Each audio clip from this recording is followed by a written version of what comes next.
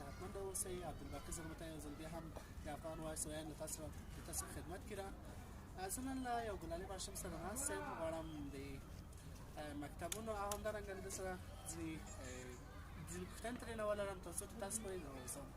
ښه راځو زه لومړی له دې ماشوم نه پوښتنه کوم نوم یې څه ده، د ښوونځي کې څوم ټولګي زده کوونکی ده او همداسې ځینې نورې پوښتنې ترېنه لرم.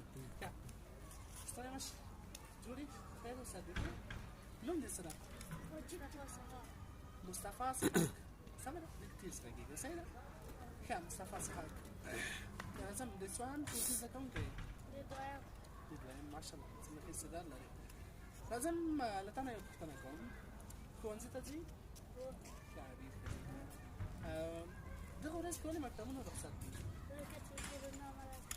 کرونا مرض. ډېر ښه ډېر ښه. دا کرونا څرنګه مرض ده واقعا وایي خلک ته هغه مشکل پیدا کړی؟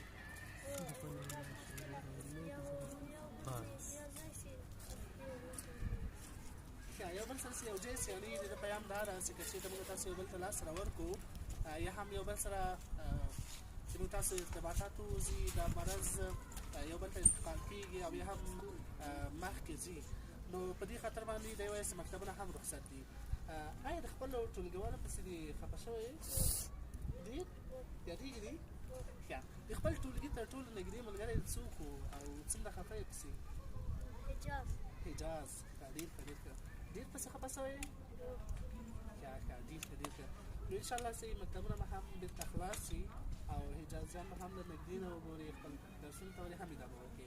راځم د تا پیغام لیدونکو ته، هغه کسان چې اوس د افغان وایس چینل ګوري، نو څه پیغام ورته لري کسانو ته چې هغه کسان چې اوس تا ویني په زرهاو کسانو ته اوس پیغام لري په دغه ورځو کې چې دوی په کور کې دي، دوی باید دغه ماشومان په کور کې باید څه وکړي؟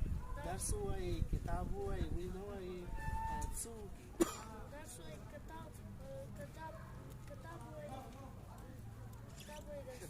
کتاب ووایي او خپل درسونو ته ادامه ورکړي تر څو یا هم تر څو له خپل درسونو نه شاته پاتې نشي. نو له تاسو ټولو درنو لیدونکو څخه مننه په دې هیله چې تاسو ته خپل ماشومان ته دا پیغام ور ورسوئ، یعنې هېڅکله هم باید موږ تاسو ته مرضونه او بیا هم کوم نور مشکلات چې راځي باید موږ تاسو ته تحصیل او تعلیم مخه ونه نیسي. نو له تا نه بیا هم زیاته مننه، انشاءالله چې په خپلو درسونو ته ادامه ورکړي او مکتبونه بیا هم باید پیل شي او خپل نږدې ملګری حجازیان هم وګورئ. هم مننه.